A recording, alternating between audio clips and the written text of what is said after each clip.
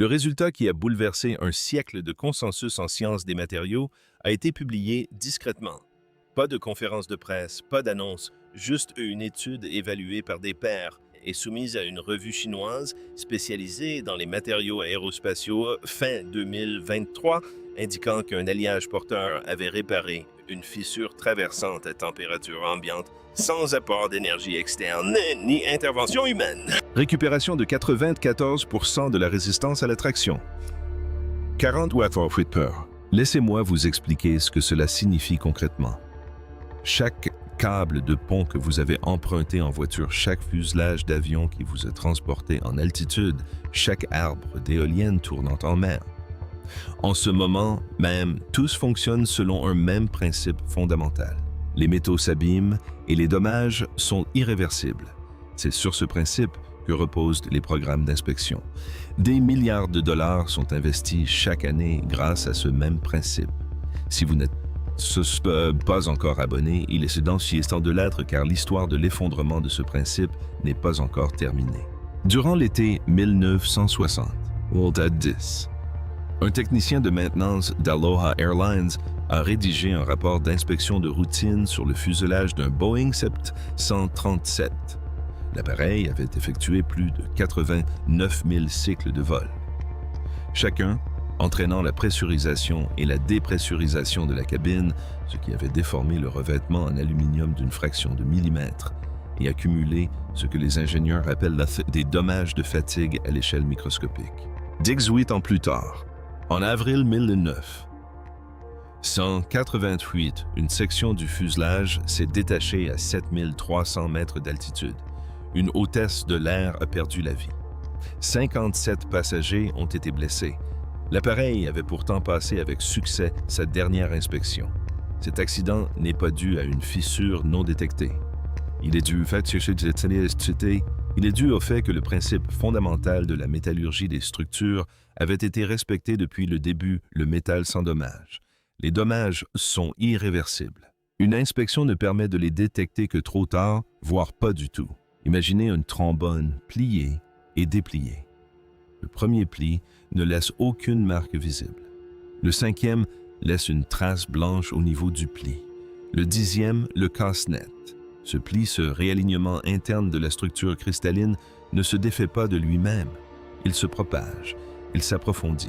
Et dans un composant métallique porteur, la propagation se termine de deux manières possibles. Remplacement contrôlé avant défaillance ou défaillance. Le Forum économique mondial estimait en 2019 que les coûts d'entretien et de remplacement des infrastructures liées à la fatigue des métaux coûtaient à l'économie mondiale environ 2500 milliards de dollars par an. Ce chiffre englobe les programmes d'inspection des ponts, les calendriers de mise hors service des composants d'aéronefs, les cycles de remplacement des voies ferrées et les audits structurels des plateformes offshore.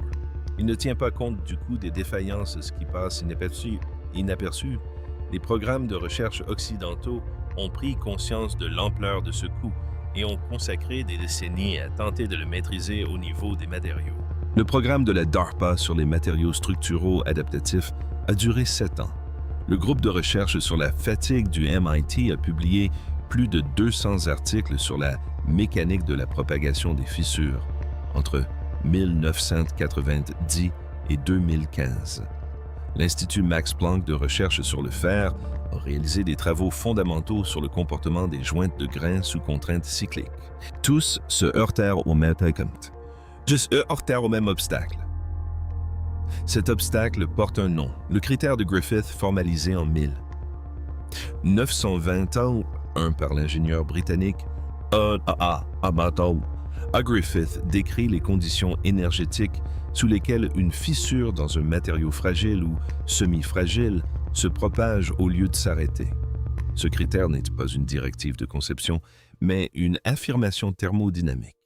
Pour qu'une fissure se referme et que les atomes au bord de la fissure se recombinent, ils doivent retrouver leur position initiale dans le réseau cristallin avec une précision suffisante pour rétablir les liaisons métalliques. Cela requiert soit une chaleur extrême qui détruit les propriétés structurelles que l'on cherche à préserver, soit une pression mécanique appliquée à une échelle qu'aucune condition de charge réelle ne permet d'atteindre naturellement. À température ambiante sous contrainte de fonctionnement normale, le critère stipule que la fissure se propage vers l'avant. Elle ne régresse pas. Tous les grands instituts de recherche sur les matériaux au monde ont accepté ce constat.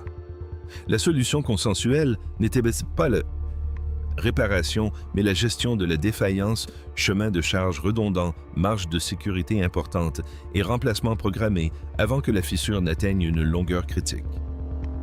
Il faut gérer la défaillance et surtout ne jamais tenter de la réparer. Aucun programme occidental sérieux n'a été structuré pour se poser la question de savoir si une composition d'alliage spécifique pouvait rendre le critère de Griffith lui-même conditionnel. Il s'agissait de déterminer si la barrière thermodynamique était une paroi fixe ou un seuil qui évoluait avec le matériau. Le premier résultat anormal est apparu en 2013. Une équipe de l'université Beihang, l'université d'aéronautique et d'astronautique de Pékin, a publié un article dans une revue chinoise sur les matériaux, faisant état d'un comportement d'auto-réparation partielle dans un alliage à mémoire de forme nickel-titane, soumis à des cycles de fatigue contrôlés.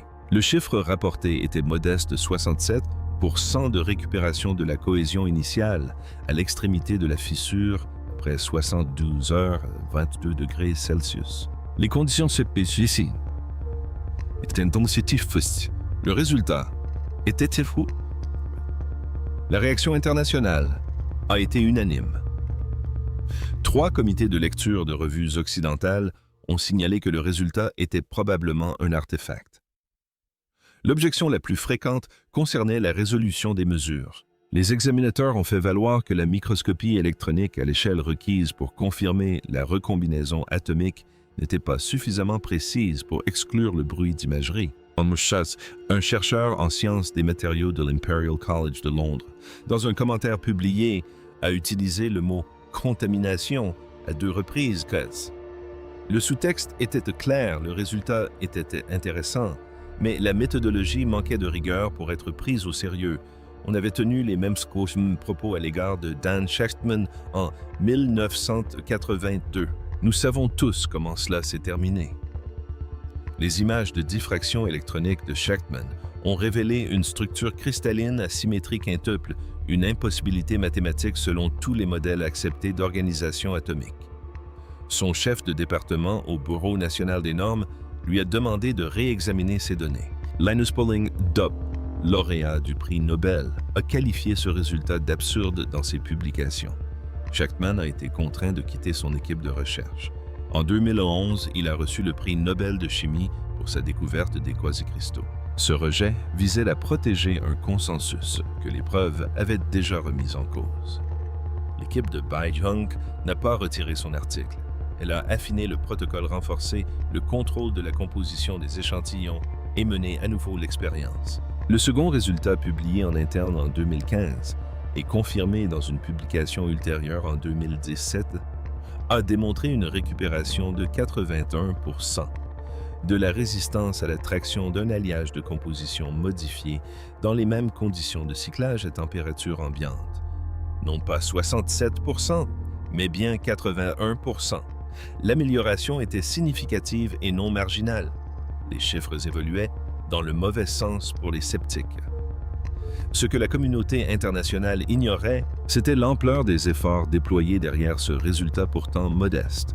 L'équipe de Beihang n'était pas un laboratoire universitaire, menant des recherches exploratoires financées par des fonds discrétionnaires. En 2016, le programme avait obtenu le soutien de l'administration d'État pour la science, la technologie et l'industrie pour la défense nationale. L'équipe comptait désormais plus de 40 chercheurs répartis dans 3 institutions partenaires. Les travaux de développement d'alliage avaient été transférés dans un environnement de fabrication contrôlé avec des tolérances de processus que les laboratoires universitaires ne peuvent garantir. En 2019, le programme a été mis en suspens. Aucune nouvelle publication n'a été recensée.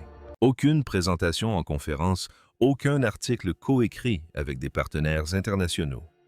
En sciences des matériaux, lorsqu'un programme soutenu par l'État chinois cesse de publier, c'est rarement parce que les résultats ont cessé d'être intéressants. Toutes l'hypothèse était une motivation précédente Visant à conférer un comportement d'auto-réparation à un métal porteur reposait sur le même principe, fournir suffisamment d'énergie à la fissure pour forcer la recombinaison atomique, incorporer des microcapsules d'agents réparateurs dans la matrice, appliquer des champs électromagnétiques localisés, utiliser des éléments chauffants, résistifs, intégrés à la structure. Les approches variaient, mais le principe restait le même, il faut de l'énergie. On l'applique de l'extérieur. La fissure se referme. Aucune de ces méthodes n'a fonctionné à l'échelle d'une structure. Les capsules ont éclaté dans des conditions inappropriées. Les champs électromagnétiques nécessitaient une infrastructure d'alimentation électrique incompatible avec les composants déployés. Les éléments chauffants ont engendré des concentrations de contraintes qui ont accéléré la fatigue, même qu'ils étaient censés freiner. Chaque approche considérait le métal comme un substrat passif nécessitant une intervention extérieure pour accomplir une tâche qu'il ne pouvait réaliser seul. La découverte de Beihong a complètement bouleversé cette prémisse. Et le mécanisme, lorsqu'il a finalement été publié intégralement dans un article d'une revue internationale en 2022, se cachait dans un processus que les métallurgistes étudiaient depuis 60 ans sans en reconnaître le potentiel de réparation. Voici une analogie concrète. Un pneu auto-réparateur fonctionne car la pression de la crevaison, ce même événement mécanique qui crée le trou, propulse le produit d'étanchéité dans l'interstice. L'événement de dommage et l'événement de réparation ne sont pas distincts. Il s'agit d'un seul et même événement, subi simultanément par deux couches de matériaux différentes. L'équipe de Beihong a découvert qu'une catégorie spécifique d'alliage nickel-titane se comporte de la même manière à l'échelle atomique. L'article de 2022 rapporte une récupération totale de la résistance à la traction 94 pour 101. Alliage contenant 50,2% atomique. De nickel après 48 heures à 20 degrés Celsius sous pression ambiante. Le protocole de mesure utilisant la diffraction des rayons X par synchrotron réalisé au Centre de rayonnement synchrotron de Pékin a confirmé une restructuration des grains et non une simple fermeture de surface. Il ne s'agit pas d'un arrêt de fissure ni d'une atténuation des dommages. Il s'agit d'un métal porteur qui reconstruit sa propre structure cristalline après une fracture à température ambiante sans intervention extérieure. Le mécanisme était réalisable, mais il ne fonctionnait que dans un alliage de laboratoire aux propriétés très spécifiques. Les infrastructures réelles ne sont pas constituées d'alliages de laboratoire. Le problème engendré par ce premier mécanisme était loin d'être négligeable. La transformation martensitique, induite par contrainte et déclenchée par une contrainte mécanique. C'est précisément ce qui la rend utile comme mécanisme de réparation et précisément ce qui la rend dangereuse comme matériau d'ingénierie. Un composant structurel en service réel n'est pas soumis à des cycles de fatigue parfaitement équilibrés comme en laboratoire. Il est soumis à une charge multidirectionnelle variable en continu. Un câble de pont est constamment sous tension. Un actionneur d'aéronef subit des milliers de micro-contraintes par heure de vol. L'arbre d'une éolienne fonctionne sous un couple oscillant pendant 20 ans sans remplacement programmé. Dans ces conditions, un matériau qui subit une transformation de phase sous l'effet des contraintes ne se transforme pas seulement lorsqu'une fissure se forme. Sa transformation est continue. Et la transformation martensitique continue dans un composant porteur ne produit pas de réparation. Elle produit une instabilité dimensionnelle, une variation imprévisible de la rigidité et une fatigue accélérée dues à un mécanisme de défaillance totalement différent de celui que vous cherchiez à éviter. La contradiction apparente était flagrante. Il faut une contrainte pour déclencher la réparation. Les contraintes sont également un facteur de destruction du composant. Plus l'environnement de service est exigeant, plus le mécanisme de réparation s'active intensément et plus il déstabilise la structure qu'il est censé protéger. La solution de l'équipe de Beihong n'a pas consisté à dissocier les cycles d'endommagement et de réparation, mais à concevoir un alliage dont la composition permet aux deux processus de se dérouler simultanément dans des régions distinctes de la microstructure. L'énergie libérée par la propagation d'une fissure dans une couche limite de graines correspond précisément à l'énergie nécessaire pour induire la transformation martensitique dans la couche adjacente. L'analogie fonctionnelle est celle d'une architecture immunitaire à deux couches. La couche externe entretient la plaie. La couche interne détecte la plaie et réagit. Ces deux phénomènes n'interfèrent pas, car ils sont réglés sur des seuils d'amplitude de contraintes différents. L'événement de propagation dépasse le seuil de la couche endommagée. Le champ de contraintes résiduelles issu de la propagation se situe dans la fenêtre d'activation de la couche de réparation. Même contrainte. Deux réponses matérielles différentes, spatialement séparées par un gradient de composition conçu à l'échelle nanométrique. La plage de composition spécifique permettant ce phénomène se situe entre 49,6 et 50,9% atomique de nickel avec un dopant cuivre à une concentration de 0,3 à 0,7% atomique. Cela élargit la plage de température d'activation et supprime les transformations indésirables en dehors de la bande d'amplitude de contrainte cible. En dehors de cette plage de valeur, le comportement à double couche disparaît. L'alliage se répare alors de manière aléatoire ou ne se répare pas du tout. Un essai de fatigue cyclique réalisé à l'Académie chinoise des sciences en 2020 a testé la composition optimisée sous chargement à amplitude variable continue. Un échantillon représentatif des conditions structurelles aérospatiales a montré une fermeture complète des fissures et une récupération de 91% de sa résistance à la traction après 36 heures sous charge continue. Cela paraît impossible, et pourtant, c'est précisément ce qui explique son efficacité. Deux mécanismes validés dans un alliage de laboratoire contrôlé ne suffisent pas à obtenir un matériau de structure certifié. L'écart entre un résultat d'essai de fatigue reproductible et un composant pouvant être installé dans un aéronef ou boulonné à un pont ne relève pas d'un manque de connaissances, mais d'un manque de conception. Architecture de fabrication, architecture de vérification et architecture de déploiement. Chacun de ces systèmes a dû être conçu de toutes pièces, car aucun cadre de certification pour un alliage structurel auto-réparateur n'avait jamais existé auparavant. L'ancienne méthode de certification des matériaux de structure est simple et rigoureuse. Elle consiste à tester la résistance à la rupture d'échantillons représentatifs au sein d'une population statistiquement significative. Vous établissez la distribution des défaillances et vous définissez une marge de sécurité, généralement un facteur de 1,5 à 2. 0,0 supérieur à la charge de service maximale prévue, et vous mettez hors service les composants avant qu'ils n'atteignent la limite inférieure de cette distribution. Le système fonctionne. Ce modèle suppose également que le comportement des matériaux est statique. Un composant fabriqué selon les spécifications se comporte de manière constante jusqu'à sa défaillance. Un alliage auto-réparateur contredit fondamentalement cette hypothèse.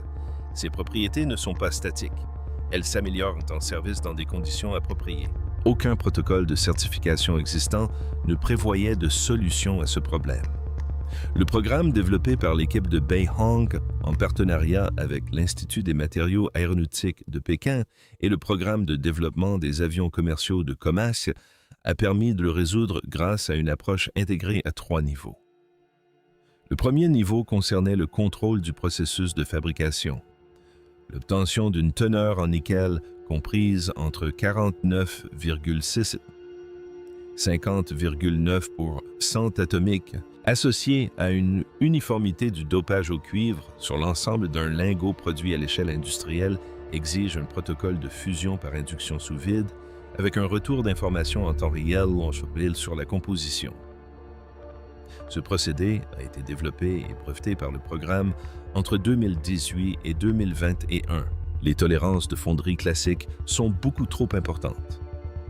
L'installation construite pour produire des lingots de hollandique d'alliage autoréparateur certifiés fonctionnent avec des tolérances de composition de plus ou moins 0,05 pour cent atomique sur toute la section transversale du lingot. La deuxième étape consistait en une vérification de la microstructure assistée par l'IA. Avant qu'un lingot ne quitte l'usine de production, un système d'apprentissage automatique entraîné sur 140 000 images de diffraction synchrotron annotées analyse la section transversale de l'alliage et confirme la présence et la cohérence spatiale de l'architecture à double couche des joints de grains essentiels à la réparation simultanée des dommages. On peut comparer ce système à un système de navigation qui vérifie chaque route sur la carte avant le départ du véhicule, non pas après l'apparition d'un problème, mais comme condition préalable à tout déploiement. La troisième étape consiste en une surveillance des émissions acoustiques en service. Les composants fabriqués à partir de l'alliage certifié intègrent des capteurs piézoélectriques NTIT qui détectent l'amorçage des fissures et confirment l'activation du processus de réparation lors du cycle de contraintes suivant, baptisé plateforme de surveillance de l'intégrité structurelle SAVEC. LSRA a été intégré à l'architecture de déploiement en 2022. Fin 2023. Le programme avait certifié 847 composants de test pour des applications dans les domaines des actionneurs aérospatiaux, des fixations de rails et des arbres d'éoliennes offshore. Les données de services combinés ont permis d'obtenir un chiffre concernant l'allongement de la durée de vie structurelle que les principaux chercheurs du programme ont soumis à une vérification indépendante avant d'autoriser sa publication. Voici la réalité. L'alliage certifié coûte actuellement entre 340 et 410 dollars américains par kilogramme à produire aux volumes atteints jusqu'à présent par le programme, contre 28 dollars par kilogramme pour l'alliage d'aluminium titane de qualité aérospatiale et 190 dollars par kilogramme pour le nickel-titane conventionnel de la plus haute spécification utilisé dans les applications aérospatiales existantes. Le comportement de cicatrisation se dégrade sensiblement au-dessus de 180 degrés Celsius, ce qui exclut toute application directe dans les sections chaudes, turbines et les structures d'échappement à haute température sans système de revêtement barrière qui n'a pas encore été certifié. De plus, la précision de composition requise pour un comportement cohérent de la double couche signifie qu'il est pratiquement impossible, à partir d'un simple échantillon tiers de matériaux, de faire appel à un fabricant tiers sans transfert de procédé, sous licence ni protocole d'induction sous vide spécifique. Quiconque vous affirme qu'il s'agit d'un remplacement direct et compatible avec les alliages structuraux conventionnels d'ici 5 ans ne lit pas attentivement les données de certification. Voici ce que disent réellement ces données.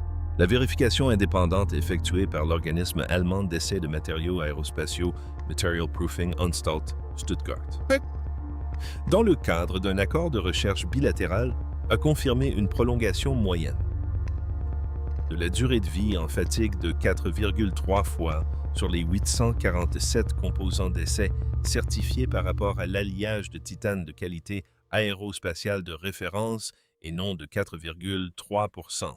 4,3 fois plus long. Ce chiffre était constant dans les trois secteurs d'application. Actionneur, aérospatial, fixation ferroviaire, arbre d'éoliennes offshore, avec un écart type suffisamment faible pour être considéré comme un résultat de fabrication plutôt que comme une plage statistique. En termes d'infrastructure, un câble de pont dont la durée de vie nominale est de 25 ans, avant remplacement obligatoire, atteint 107 ans dans des conditions de charge équivalentes grâce à l'alliage certifié. L'arbre principal d'une éolienne, conçu pour une durée de vie de 20 ans, atteint 86 ans. Un actionneur structurel d'aéronef dont la durée de vie est prévue pour 15 000 cycles atteint 64 500 cycles avant d'atteindre le même seuil de probabilité de défaillance. Les protocoles d'inspection. La logistique de remplacement et les structures de coûts de maintenance établies à partir de ces durées de vie initiales reposent tous sur l'hypothèse que cet alliage deviendra obsolète. Des essais non destructifs par tomographie assistée par ordinateur ont confirmé la réparation de l'architecture granulaire des composants déployés dans 94% des composants ayant présenté des amorces de fissures durant la période de surveillance. Cette réparation n'était pas théorique. Cela était visible dans la section transversale des composants qui avaient été en service réel sous de véritables charges. Le chiffre secondaire à l'échelle projetée de l'adoption dans les seules infrastructures ferroviaires et aérospatiales chinoises estime, selon la modélisation interne du programme, une réduction annuelle des coûts de maintenance de 180 000 litres de yuan, soit environ 25 000 de dollars américains par rapport au cycle de remplacement de référence actuel. La Chine vient de mettre au point un métal autoréparateur. Cette affirmation est non plus un simple titre, est désormais une vérité scientifique reconnue. Le coût mondial de la maintenance des infrastructures due à la fatigue des métaux n'est pas une simple abstraction. Les perspectives d'infrastructures de l'OCDE pour 2020 estimaient que les pays du G20 à eux, seuls, devront faire face à 6 900 milliards de dollars de travaux de maintenance structurelle différés au cours de la prochaine décennie. La dégradation par fatigue des métaux étant identifiée comme le principal facteur dans les secteurs des ponts, des voies ferrées et de l'énergie offshore. Ce chiffre n'inclut pas l'Asie du Sud-Est, l'Afrique subsaharienne ni l'Amérique latine, où le développement des infrastructures s'accélère le plus rapidement et où les coûts de remplacement sont les plus élevés. Les pays qui suivent de près les résultats de la certification de Pékin ne sont pas ceux qui possèdent les programmes aérospatiaux les plus avancés, mais ceux qui ont le moins de marge de manœuvre pour absorber le remplacement des câbles d'un pont tous les 25 ans. Il est important de préciser ce qu'implique réellement l'adoption de cette technologie, car cela diffère de ce que supposent la plupart des discussions sur le transfert de technologie. Un brevet de composition ne suffit pas. Un échantillon de l'alliage certifié ne suffit pas.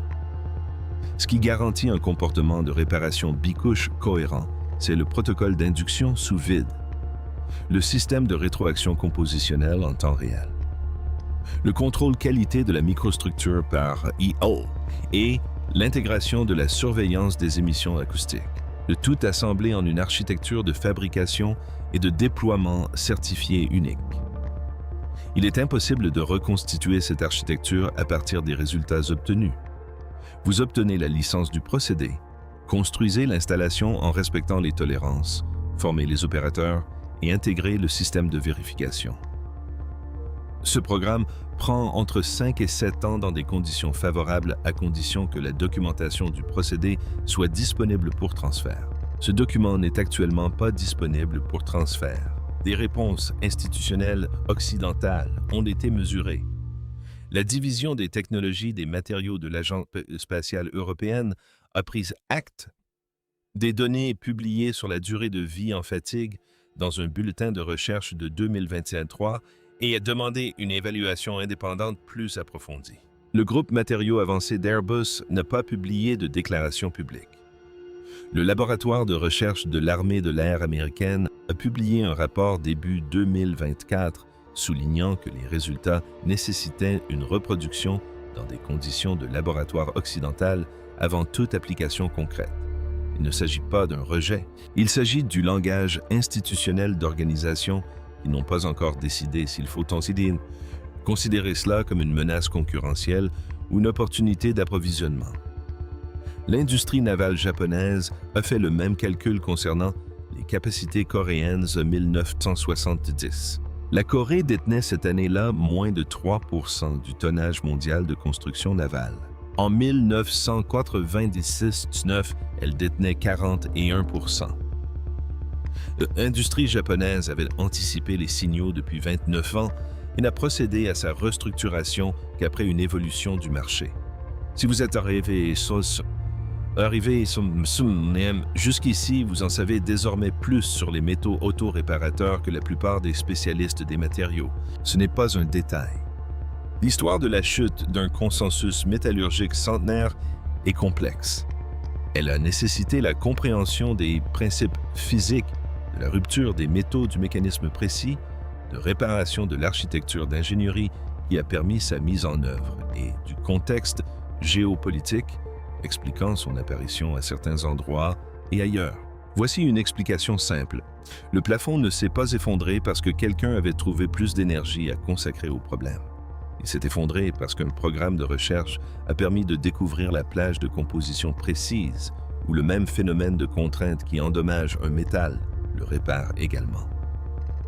Dans cette plage, les dommages et la réponse immunitaire ne sont pas des processus distincts, mais un seul et même processus subi par deux couches spatialement distinctes du même matériau.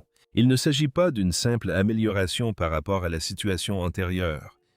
Il s'agit d'un comportement matériel d'une toute autre nature. Et la conséquence est directe.